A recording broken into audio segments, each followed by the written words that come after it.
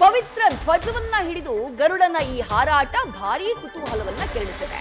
ಶುಭ ಸಂಕೇತನ ಅಥವಾ ಗಂಡಾಂತರ ಕಾದಿದೆಯಾ ಅನ್ನುವಂಥ ಚರ್ಚೆ ಶುರುವಾಗಿದೆ.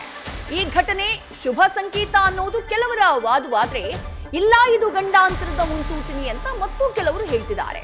ಹಾಗಿದ್ರೆ ಗಂಡಾಂತರ ಸೂಚನೆ ಅನ್ನೋದಾದ್ರೆ ಅದಕ್ಕೆ ಕಾರಣ ಏನು? ಈ ಹಿಂದೆಯೂ ಈ ರೀತಿಯಾದಂತಹ ಕೆಲವೊಂದಿಷ್ಟು ವಿಚಿತ್ರ ಅಥವಾ ವಿಪರ್ಯಾಸಗಳು ನಡೆದಾಗ ದುರಂತಗಳು ಅಥವಾ ಅವಘಡಗಳು ಸಂಭವಿಸಿತ್ತು. ಆ ಕಾರಣಕ್ಕಾಗಿ ಇಂಥದ್ದೊಂದು ಗಂಡಾಂತರದ ಮುನ್ಸೂಚನೆ ಅನ್ನುವಂಥ ಅಭಿಪ್ರಾಯಗಳು ವ್ಯಕ್ತವಾಗ್ತಾ ಇರೋದು. ಹಾಗಾದ್ರೆ ನಿಜಕ್ಕೂ ಗರುಡ ಕೊಟ್ಟಂತಹ ಸಂದೇಶ ಏನು? ಇದರ ಬಗ್ಗೆ ಮಾತನಾಡೋದಕ್ಕೆ ನಮ್ಮ ಜೊತೆಗೆ ಧಾರ್ಮಿಕ ಚಿಂತಕರಾಗಿರುವಂತಹ ಶಲ್ವಪಿಳ್ಳಿ ಅಯ್ಯಂಗರ್ ಅವರು ನಮ್ಮ ಜೊತೆ ಜಾಯಿನ್ ಆಗಿದ್ದಾರೆ. ಸರ್ ನಮಸ್ಕಾರ. ನಮಸ್ಕಾರ ಮೇಡಮ್. ಸರ್, ಮೊದಲನೇದಾಗಿ ಕೆಲವರು ಹೇಳ್ತಿದ್ದಾರೆ ಇದು ಕಾಕತಾಳೀಯ ಆಗಿರಬಹುದು, ಅದು ಯಾವುದೋ ಒಂದು ಬಟ್ಟೆಯ ಪೀಸ್ ಆಗಿರಬಹುದು ಅಂತ ಹೇಳಿ. ಬಟ್ ಇನ್ನೂ ಕೆಲವರು ಹೇಳ್ತಿದ್ದಾರೆ ಇಲ್ಲ, ಅದು ಧ್ವಜದ ಒಂದು ಭಾಗ, ಆ ಬಟ್ಟೆಯನ್ನ ಹಿಡ್ಕೊಂಡು ಆ ಪಕ್ಷಿ ಹಾರಾಡಿದೆ, ಅದು ಬರೀ ಪಕ್ಷಿ ಅಲ್ಲ, ಅದು ಗರುಡ ಅನ್ನೋದು ಕೆಲವರ ವಾದ. ಹಾಗಾದ್ರೆ ಇಲ್ಲಿ ಗರುಡ ಕೊಟ್ಟಂತಹ ಸಂದೇಶ ಏನು? ಒಬ್ಬ ಧಾರ್ಮಿಕ ಚಿಂತಕರಾಗಿ ನೀವು ಇದನ್ನ ಯಾವ ರೀತಿ ನೋಡ್ತೀರಿ ಸರ್? ಮೊದಲನೇದಾಗಿ ಈ ಘಟನೆ ನಡೆದಿರೋದು ಪೂರಿ ಜಗನ್ನಾಥದಲ್ಲಿ. ಪೂರಿ ಜಗನ್ನಾಥ ಒಡಿಶಾದ ಒಂದು ಪ್ರಧಾನವಾದಂತಹ ದೈವ ಮತ್ತು ಪ್ರಾಚೀನವಾದಂತಹ ಒಂದು ದೇವಸ್ಥಾನ. ಅದನ್ನು ಅನಂತ ಗಂಗ ಚೌಡವರ್ಮ ದೇವ ಅನ್ನುವಂತಹ ಪೂರ್ವ ಗಂಗರು ಕಟ್ಟಿಸಿದಂತಹ ದೇವಾಲಯ ಜಗನ್ನಾಥ ಸ್ವಾಮಿಗೋಸ್ಕರ. ಆದ್ದರಿಂದ ಜಗನ್ನಾಥ ಸ್ವಾಮಿ ಅತ್ಯಂತ ಪ್ರಮುಖವಾದಂತಹ ಒಂದು ದೈವ. ಅಲ್ಲಿ ಆ ದೇವಸ್ಥಾನದ ಮೇಲ್ಗಡೆ ಒಂದು ಪತಿತ ಪಾವನ ಚಕ್ರ ಇದೆ. ಆ ಪತಿತ ಪಾವನ ಚಕ್ರದ ಮೇಲೆ ಪ್ರತಿದಿನಾನು ಒಂದು ಧ್ವಜವನ್ನು ಹಾರಿಸ್ತಾರೆ. ಈಗ ಆ ಧ್ವಜವನ್ನು ಒಂದು ಭಾಗ ಕಾಣ್ತಾ ಇದೆ, ಇನ್ನೊಂದು ಭಾಗವನ್ನು ಪಕ್ಷಿ ಎತ್ಕೊಂಡಿದೆ. ಈಗ ಈ ಪಕ್ಷಿ ಯಾವುದು ಅಂತಾನೆ ಒಂದು ದೊಡ್ಡ ಚರ್ಚೆ. ಯಾಕಂದರೆ ತುಂಬ ಎತ್ತರದಲ್ಲಿರೋದ್ರಿಂದ ಅದು ಯಾವ ಪಕ್ಷಿ ಅನ್ನೋದನ್ನ ಯೋಚನೆ ಮಾಡ್ತಾರೆ. ಕೆಲವರ ಪ್ರಕಾರ ಅದು ಗರುಡ ಪಕ್ಷಿ. ಗರುಡ ಪಕ್ಷಿ ತಗೊಂಡೋಗಿದೆ ಅಂತ. ಗರುಡ ಪಕ್ಷಿ ಧ್ವಜವನ್ನು ಎತ್ತಿ ಹಿಡಿದಿದ್ರೆ ಅದು ರಾಷ್ಟ್ರಕ್ಕೆ ಒಳ್ಳೆಯದು ಅನ್ನುವಂತಹ ವಿಚಾರಗಳನ್ನು ಹೇಳ್ತಾರೆ. ಯಾಕೆಂದರೆ ಧ್ವಜವನ್ನು ಮೇಲೆತ್ತೋದು ಅನ್ನೋದೇ ಭಾಳ ಒಳ್ಳೆಯದು ಅಂತ. ಆದರೆ ಅದು ಗರುಡ ಪಕ್ಷಿನೇ ಅಲ್ಲ, ಅದು ಅಲ್ಲಿರುವಂತಹ ಒಂದು ಸ್ಟಾರ್ಕ್ ಅನ್ನುವಂತಹ ಒಂದು ಪಕ್ಷಿ, ಅಲ್ಲಿನೇ ಒಂದು ಬೇರೆ ಪಕ್ಷಿ ಪ್ರಭೇದ. ಅದು ಗರುಡನಿಗಿಂತ ದೊಡ್ಡದಾಗಿರುತ್ತೆ ಅಂತ ಹೇಳ್ತಾರೆ. ಸೊ ಅದಕ್ಕೇನು ಅಷ್ಟು ಮಹತ್ವ ಇಲ್ಲ. ಇವಾಗ ಗರುಡನಿಗೆ ಇರುವಂತಹ ಮಹತ್ವ ಹಿಂದೂ ಧರ್ಮದಲ್ಲಿ ಅದು ಸ್ಟಾರ್ಕ್ ಪಕ್ಷಿಗೆಲ್ಲ ಇಲ್ಲ. ಸೊ ಹಾಗಾಗಿ ಅಲ್ಲಿನ ವಿಚಾರಗಳನ್ನು ನೋಡಿದ್ರೆ ನಮಗೆ ಗರುಡ ಬಂದಿದ್ದರೆ ಒಳ್ಳೆಯದು. ಯಾಕೆಂದರೆ ಗರುಡ ಬಂದು ವಿಷ್ಣುವಿನ ವಾಹನ. ಆ ದೇವಾಲಯವೂ ಕೂಡ ವಿಷ್ಣುವಿಗೆ ಸಂಬಂಧಪಟ್ಟಿದ್ದು. ಆದರೆ ಇದು ಬಂದು ಪಕ್ಷಿ ತಗೊಂಡೋಗಿರೋದು ಗರುಡ ಅಲ್ಲ ಅಂತ. ಇನ್ನು ಎರಡನೇ ವಾದ ಏನು ಅಂದರೆ, ನಮ್ಮ ಧರ್ಮಗಳ ಪ್ರಕಾರ ನೋಡಿದಾಗ ಮಹಾಭಾರತದ ಯುದ್ಧದಲ್ಲಿ ಮೊದಲು ಧ್ವಜ ಕೆಳಗಡೆ ಬೀಳ್ತಿತ್ತು. ಧ್ವಜ ಆದಮೇಲೆ ಸಾರಥಿ ಆದಮೇಲೆ ಕುದುರೆಗಳಾದಮೇಲೆ ಒಳಗಡೆ ಇರೋರಿಗೆ ಪ್ರಾಬ್ಲಮ್ ಆಗ್ತಿತ್ತು ಅಂತ. ಅದರಿಂದ ಧ್ವಜ ಕೆಳಗಡೆ ಬೀಳೋದು ಒಳ್ಳೆಯದಲ್ಲ. ಆದರೆ ಇಲ್ಲಿಗೆ ಧ್ವಜ ಕೆಳಗಡೆ ಬಿದ್ದಿಲ್ಲ, ಪಕ್ಷಿ ಎತ್ಕೊಂಡು ಹಾರಿದೆ. ಹಾಗಾಗಿ ಮೇಲಕ್ಕೆ ಹೋಗಿದೆ, ಕೆಳಗಡೆಗೆ ಬಿದ್ದಿಲ್ಲ. ಕೆಳಗಡೆಗೆ ಬಿದ್ದರೆ ಅದು ಒಳ್ಳೆಯದಲ್ಲ ಅಂತ ಶಕುನಾನು, ಅದು ಮೇಲಕ್ಕೆ ಹೋದರೆ ಒಳ್ಳೆಯದು ಅನ್ನೋ ಶಕುನಾನು ಇರೋದರಿಂದ ಒಡಿಶಾ ರಾಜ್ಯಕ್ಕೆ ಒಳ್ಳೆಯದು ಮತ್ತು ದೇಶಕ್ಕೆ ಒಳ್ಳೆಯದು ಅಂತ ಜನ ಭಾವಿಸ್ತಾರೆ ಭಕ್ತರು. ಇದು ಅಲ್ಲಿನ ನಂಬಿಕೆಗಳು. ಈಗ ಹಕ್ಕಿ ಅದನ್ನ ಎತ್ಕೊಂಡು ಹೋಗಿದೆ ಅನ್ನೋದನ್ನ ಹೇಳಿದ್ರಿ, ಕೆಳಗೆ ಬೀಳ್ಸಿಲ್ಲ ಅಂತ ಹೇಳಿದ್ರಿ. ಬಟ್ ಎಲ್ಲೋ ಒಂದ್ ಕಡೆ ಅದು ಇಟ್ಟಿರುತ್ತಲ್ವ, ಅಥವಾ ಕೆಳಗೆ ಹಾಕಿರುತ್ತೆ, ನಾವಿಲ್ಲ ಅಂತ ಹೇಗೆ ಅನ್ಕೊಳ್ಳೋಕ್ಕಾಗತ್ತೆ ಅಂತ ಹೇಳಿ.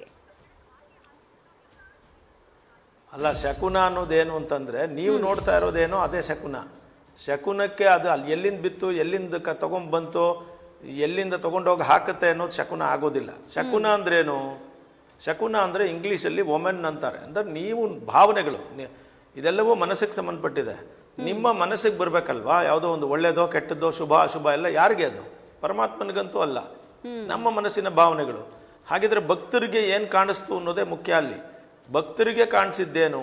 ಕಣ್ಣಿಗೆ ಕಾಣಿಸಿದಾಗ ಅಲ್ಲಿನ ಗ್ರೌಂಡ್ ರಿಪೋರ್ಟ್ ಪ್ರಕಾರ ಏನಪ್ಪ ಇತ್ತು ಅಂತಂದರೆ, ಒಂದು ಪಕ್ಷಿ ಧ್ವಜವನ್ನು ಹಿಡಿದುಕೊಂಡು ಹಾರ್ತಾ ಇರೋದನ್ನು ಜನ ನೋಡಿದ್ರೆ ಅಷ್ಟೇ.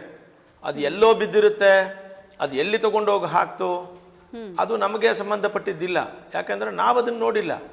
ಇನ್ಯಾರೋ ಯಾವುದೋ ಜಾಗದಲ್ಲಿ ಧ್ವಜ ಬೀಳೋದನ್ನು ನೋಡಿದ್ರೆ ಅವ್ರಿಗೆ ಅದು ಸಮಸ್ಯೆ ಇರ್ಬೋದೇನೋ. ಆದರೆ ಇಲ್ಲಿ ಧ್ವಜ ಬೀಳೋದನ್ನು ಯಾರೂ ನೋಡಿಲ್ಲ. ಧ್ವಜವನ್ನು ಎತ್ಕೊಂಡು ಹಾರಿರೋದನ್ನು ನೋಡಿದ್ದಾರೆ. ಭಾಳಷ್ಟು ಜನ ಏನಂತಾರೆ, ಇದು ಗರುಡ ಪಕ್ಷಿಯಾಗಿದೆ, ಗರುಡ ಪಕ್ಷಿ ಧ್ವಜವನ್ನು ಎತ್ತಿಡಿದಿದೆ ಅಂತಂದರೆ ಆಕಾಶದಲ್ಲಿ ನಮ್ಮ ಕೃಷ್ಣನ ಧ್ವಜ ಮೇಲೆ ಹಾರಾಡಿರೋದ್ರಿಂದ ಇದು ಒಳ್ಳೆಯದು ಅಂತ ಕೆಲವರು ಭಾವಿಸ್ತಾರೆ. ಆದರೆ ಗರುಡ ಅಲ್ಲದೆ ಇರೋದ್ರಿಂದ ಈ ಪಕ್ಷಿ ಬಗ್ಗೆ ಏನು ಹೇಳೇ ಇಲ್ಲ. ಆ ಸ್ಟಾರ್ಕ್ ಪಕ್ಷಿ ತಗೊಂಡೋದ್ರೆ ಏನು ಅಂತ. ಆದರೆ ಸಮಾಧಾನವಾಗಿ ನಾವು ಯೋಚನೆ ಮಾಡಿ ನೋಡೋದಾದರೆ 2 ಪ್ರಶ್ನೆಗಳಿಗೆ ಆನ್ಸರ್ ಮಾಡಬೇಕಾಗ್ತದೆ. ಆ 2 ಪ್ರಶ್ನೆಗಳನ್ನು ನಾವಿಬ್ಬರು ಆನ್ಸರ್ ಮಾಡೋಕ್ಕಾಗಲ್ಲ. ಒಂದನೇದು, ಆ ಧ್ವಜ ಆ ದೇವಾಲಯದ ಧ್ವಜದ ಭಾಗವೇ ಆಗಿತ್ತಾ, ಆ ಧ್ವಜದ ಭಾಗದಿಂದಾನೇ ತಗೋತಾ ಪಕ್ಷಿ ಅನ್ನೋದು ಯಾರಿಗೂ ಗೊತ್ತಿಲ್ಲ. ಎರಡನೇದು, ಅದು ನಿಜವಾಗಿಯೂ ಗರುಡನೇ ಅನ್ನೋದು. ಈ 2 ಪ್ರಶ್ನೆಗಳಿಗೆ ಆನ್ಸರ್ ಸಿಗೋ ತನಕನೂ ನಾವು ಭಕ್ತರ ಭಾವುಕತೆ, ಆ ನಂಬಿಕೆಗಳ ಪ್ರಕಾರ ಅವ್ರು ಗರುಡ ಬಂದ ಅಂದ್ರೆ ಒಳ್ಳೇದು ಅಂತ ಅನ್ಕೊಂಡಿದ್ದಾರೆ. ಸೊ ಗರುಡ ಬಂದಿರೋದೇ ನಂಬಿಕೆ ಅಲ್ಲಿನ ಜನಕ್ಕೆ, ಅದು ಒಳ್ಳೇದಾಗ್ಲಿ ಅಂತ ನಾವು ಹಾರೈಸ್ಬೋದು ಅಷ್ಟೇನೆ. ಸರ್, ಇನ್ನೊಂದು ಚರ್ಚೆ ಆಗ್ತಾ ಇರೋದು ಅಥವಾ ಕೆಲವರು ಮಾತನಾಡ್ತಾ ಇರೋದೇನು ಅಂದ್ರೆ, ಆ ಬಾವುಟದ ಒಂದು ಭಾಗ ಅದು ಹೌದು ಅನ್ನೋದಾಗಿದ್ರೆ, ಅಂದ್ರೆ ಬಾವುಟ ಹರಿದು ಹೋಗಿದೆ ಅನ್ನೋದೇ ಹೌದಾಗಿದ್ರೆ, ಆ ಪಕ್ಷಿ ಗರುಡಾನೇ ಆಗಿದ್ರೆ ಗಂಡಾಂತರ ಕಾದಿದೆ ಅಂತ ಕೆಲವರು ಮಾತನಾಡ್ಕೊಳ್ತಿದ್ದಾರೆ. ಈ ಆತಂಕದಲ್ಲಿ ಏನಾದರೂ ಹುರುಳಿದೆಯಾ ಅಂತ ಹೇಳಿ. ಇಲ್ಲ, ಇವಾಗ ಅಲ್ಲಿ ಏನೋ ನಮ್ಮಲ್ಲಿ ಅದನ್ನೇ ಹೇಳಿದೆ ನಾನು, ಮಹಾಭಾರತದ ಯುದ್ಧದ ಪ್ರಸಂಗದಲ್ಲಿ ಈ ಶಕುನಗಳನ್ನು ಗಮನಿಸಬೇಕು ಅಂತ ಹೇಳಿದ್ದಾರೆ. ಪ್ರತಿಯೊಬ್ಬ ರಾಜನಿಗೂ ಒಂದು ಧ್ವಜ ಇರ್ತಿತ್ತು. ಇವಾಗ ವಿಷ್ಣುವಿಗೆ ಗರುಡ ಧ್ವಜ ಅಂತ, ಅದೇ ಥರ ಶಿವನಿಗೆ ನಂದಿ ಧ್ವಜ ಅಂತ, ಅದೇ ಥರ ಪಾರ್ವತಿ ಅಮ್ಮನವ್ರಿಗೆ ಸಿಂಹಧ್ವಜ, ಅದೇ ಥರ ಲಕ್ಷ್ಮಿಗೆ ಹಂಸಧ್ವಜ ಅಂತೆಲ್ಲ ಇರುತ್ತೆ.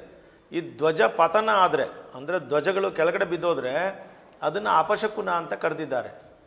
ಹರಿದೋಗಿರೋದು ಒಂದು ಅಪಶಕುನವೇ ನಿಜವಾದರೂ ಕೂಡ ಕೆಳಗಡೆ ಬಿದ್ದಿರೋದನ್ನ ಯಾರೂ ನೋಡಿಲ್ಲ. ಹಾಗಾಗಿ ಅದನ್ನ ಅಲ್ಲಿನ ಜನ ಏನಂತ ಅಂತ ಇದ್ದಾರೆ, ಗರುಡನೇ ಬಂದು ಧ್ವಜವನ್ನ ಮೇಲಕ್ಕೆ ತಗೊಂಡೋಗಿರೋದ್ರಿಂದ, ಯಾವತ್ತೂ ಅದು ಊರ್ಧ್ವಮುಖ, ಅಧೋಮುಖ ಆಗಿದ್ರೆ ಅದು ಸರಿ ಇಲ್ಲ ಅಂತ, ಊರ್ಧ್ವಮುಖವಾಗಿರೋದ್ರಿಂದ ಒಳ್ಳೇದು ಅಂತ ಜನ ಮಾತಾಡ್ತಾ ಇದ್ದಾರೆ. ಈ ಎರಡೂ ಕೂಡ ಅಲ್ಲಿನ ಜನ ನೋಡಿದವ್ರಿಗೆ ಅಷ್ಟೇ ಗೊತ್ತು.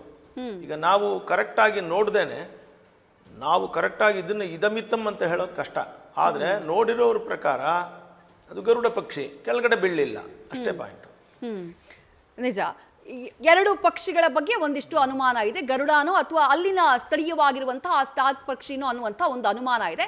ಇಫ್ ಇನ್ ಕೇಸ್ ಅದು ಗರುಡಾನೇ ಆಗಿದ್ರೆ, ದೇಗುಲಕ್ಕೆ ಆ ಗರುಡ ಹಾಕಿರುವಂತಹ ಪ್ರದಕ್ಷಿಣೆ, ಅದಕ್ಕಿರುವಂತಹ ಮಹತ್ವ, ಅದನ್ನ ವಿವರಿಸಬಹುದಾ ಅಂತ ಹೇಳಿ ಸರ್.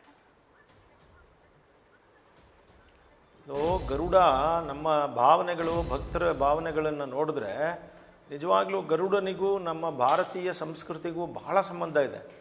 ನೀವು ಕೆಲವು ಕಡೆಲೆಲ್ಲ ಉತ್ಸವ ನಡೆಯುವಾಗ ಆ ಜನ ಎಷ್ಟು ಭಾವುಕರಾಗ್ತಾರೆ ಅಂತಂದರೆ, ಉದಾಹರಣೆಗೆ ಈಗ ಮೊನ್ನೆ ಅಷ್ಟೇ ಮೇಲುಕೋಟೆ ಚಲುವರಾಯಸ್ವಾಮಿಯವರ ರಥೋತ್ಸವ ಮತ್ತು ತೀರ್ಥೋತ್ಸವ ನಡೀತು. ತೀರ್ಥದಲ್ಲಿ 30,000 ಜನ ಸೇರಿದ್ರು. ಅವರೆಲ್ಲ ಕಾಯ್ತಾ ಇದ್ರು ತೀರ್ಥೋತ್ಸವ ಆಗೋದಕ್ಕೆ ಮುಂಚೆ ಗರುಡ ಬರುತ್ತೆ ಅನ್ನೋ ನಂಬಿಕೆ. ಕರೆಕ್ಟಾಗಿ ಗರುಡ ಬಂದ್ಬಿಡ್ತು, ವಿಡಿಯೋ ಎಲ್ಲ ಇದೆ, ನೋಡ್ಬೋದು ನೀವು. ಅದೇ ಥರ ಬೇರೆ ಬೇರೆ ರಥೋತ್ಸವಗಳಲ್ಲಿ, ಇವಾಗ ಬೇಲೂರಲ್ಲಿ ರಥ ನಡೀತು, ಅಲ್ಲೂ ಕೂಡ ಅವ್ರು ಬರೆದಿದ್ದಾರೆ, ಪೇಪರಲ್ಲಿ ವರದಿಯಾಗಿದೆ, ಗರುಡ ಬಂದು ಪ್ರದಕ್ಷಿಣೆ ಹಾಕಿದ್ದು ಹರ್ಷೋದ್ಗಾರವನ್ನು ಉಂಟು ಮಾಡಿತು ಅಂತ ಮಾಡಿದ್ದಾರೆ. ಸೊ ಈ ರಥೋತ್ಸವಗಳು, ತೀರ್ಥೋತ್ಸವಗಳು ನಡೆಯುವಾಗ ಸ್ಪೆಷಲಿ ವಿಷ್ಣು ದೇವಸ್ಥಾನಗಳ ಹತ್ರ ಈ ಗರುಡ ಪಕ್ಷಿಗಳು ಬರೋದು ಒಂದು ದೊಡ್ಡ ಬಹಳ ನಂಬಿಕೆಯ ಪ್ರಶ್ನೆ. ಸಾಕ್ಷಾತ್ ಭಗವಂತನೇ ಬಂದಿದ್ದಾನೆ ಅಂತ. ಸೊ ಇದನ್ನು ನಂಬ್ತಾರೆ. ಸೊ ಪೂರಿ ಜಗನ್ನಾಥ್ ಕೂಡ ಅತ್ಯಂತ ಪರಮ ವೈಷ್ಣವ ಕ್ಷೇತ್ರ. ಆ ವೈಷ್ಣವ ಕ್ಷೇತ್ರದಲ್ಲಿ ದೇವರು ಅಲ್ಲಿ ಉಸಿರಾಡ್ತಾ ಇದ್ದಾನೆ ಅಂತ ನಂಬ್ತಾರೆ. ಕೃಷ್ಣನ ಹೃದಯ ಅಲ್ಲಿ ಇವತ್ತಿಗೂ ಅದು ಬಡಿತಾ ಇದೆ ಅಂತ ನಂಬ್ತಾರೆ. ಲಕ್ಷಾಂತರ ಜನ ಪೂರಿ ಜಗನ್ನಾಥ ರಥಕ್ಕೆ 20 ಲಕ್ಷ 30 ಲಕ್ಷ ಜನ ಸೇರ್ತಾರೆ. ಅಷ್ಟು ಭಾವುಕವಾಗಿರುವಂತಹ ಜಾಗದಲ್ಲಿ ಆ ಚಕ್ರ ನೋಡ್ತಾರೆ, ಪತಿತ ಪಾವನ ಚಕ್ರ, ಅದ್ರ ಮೇಲೆ ಧ್ವಜ ಕಟ್ಟೋದು. ಧ್ವಜಕ್ಕೋಸ್ಕರನೇ ಎಷ್ಟೋ ಜನ ಸೇವಾರ್ಥ ಮಾಡಿಸ್ತಾರೆ. ಪ್ರತಿದಿನ ಧ್ವಜನ ಕಟ್ಟೋದೇ ಒಂದು ದೊಡ್ಡ ಸೇವಾರ್ಥ ಅಲ್ಲಿ. ಹಾಗಾಗಿ ಅಲ್ಲಿ ಗರುಡ ಬರೋದು, ಆ ಗರುಡ ಬಂದು ಧ್ವಜವನ್ನು ಹಿಡಿಯೋದು ಎಲ್ಲವನ್ನು ಜನ ಏನಂತ ನಂಬ್ತಾರೆ ಅಂದರೆ, ಇದು ಸಾಕ್ಷಾತ್ ಭಗವಂತನೇ ಬಂದ ಅಂತ ನಂಬಿಕೆಯಿಂದ ಆಚರಣೆ ಮಾಡುವಂಥದ್ದು. ಇದಕ್ಕೆಲ್ಲ ತುಂಬ ವೈಜ್ಞಾನಿಕವಾಗಿ ನಾವು ಹೋಗಿ ಅದು ಯಾವ ಪಕ್ಷಿ ಯಾಕೆ ಬಂತು, ಅದೇನು ಮಾಡ್ತು ಅಂತ ನಮಗೂ ಗೊತ್ತಿಲ್ಲ, ಅದೆಲ್ಲ ಮಾಡ್ಕೋಬೋದು. ಆದರೆ ಭಕ್ತರ ಭಾವುಕರ ಮನಸ್ಸಿಗೆ ಏನಂತ ಅನ್ಸುತ್ತೆ ಅಂದರೆ, ಪರಮಾತ್ಮ ಏನೋ ಒಂದು ಸೂಚನೆ ಕೊಡ್ತಾ ಇದ್ದಾನೆ ಅಂತ. ಈ ಸೂಚನೆ ಕೆಟ್ಟದ್ದ ಒಳ್ಳೇದ ಅನ್ನೋದನ್ನ ಯೋಚನೆ ಮಾಡಿದ್ರೆ, ಧ್ವಜ ಪತನ ಆಗಿದ್ರೆ ಅದು ಕೆಟ್ಟ ಸೂಚನೆ ಅಂತಾನು, ಧ್ವಜ ಉನ್ನತಿಗೆ ಹೋಗಿದ್ರೆ ಒಳ್ಳೆ ಸೂಚನೆ ಅಂತಲೂ ಜನ ನಂಬ್ತಾರೆ. ಅದು ನಮ್ಮ ಪರಂಪರೆಯಲ್ಲಿ ಬಂದಿದೆ. ಸೊ ಹಾಗಾಗಿ ಇಲ್ಲಿ ಧ್ವಜ ಹರಿದೋಗಿದೆ ಅಂತ ಅನ್ನೋದಾದರೆ ಅದು ಬೇರೆ ಅರ್ಥವನ್ನು ಕೊಡುತ್ತೆ. ಆದರೆ ಇಲ್ಲಿ ಧ್ವಜ ಹರಿದೋಗಿದೆ ಅನ್ನೋದಕ್ಕೆ ನಮ್ಮ ಹತ್ರ ಇದಿಲ್ಲ. ಅಂದರೆ ಧ್ವಜದ ಯಾವುದೋ ಒಂದು ಭಾಗ ಅಥವಾ ಬೇರೆನೇ ಬಟ್ಟೆ ಇರ್ಬೋದು ಅಂತ ಚರ್ಚೆ ನಡೀತಾ ಇದೆ. ಒಟ್ಟಿನಲ್ಲಿ ಗೋಪುರಕ್ಕಿಂತ ಮೇಲೆ ಒಂದು ಪಕ್ಷಿ, ಅದು ಗರುಡ ಆಗಿರ್ಬೋದು ಅಥವಾ ಸ್ಟಾರ್ಕ್ ಆಗಿರ್ಬೋದು, ವಸ್ತ್ರವನ್ನು, ಧ್ವಜದಂತಹ ಒಂದು ವಸ್ತ್ರವನ್ನು ಮೇಲಕ್ಕೆ ತಗೊಂಡು ಹೋಗಿರೋದ್ರಿಂದ ಅದು ಏನೋ ಒಂದು ಉನ್ನತಿಯನ್ನು ತೋರಿಸ್ತಾ ಇದೆ ಅಂತ ನಾವು ಅನ್ಕೋಬಹುದು. ನ್ಯೂಸ್ ಫಸ್ಟ್ ನಿರ್ಭೀತಿಯಿಂದ ನಿಮ್ಮ ಪರವಾಗಿ.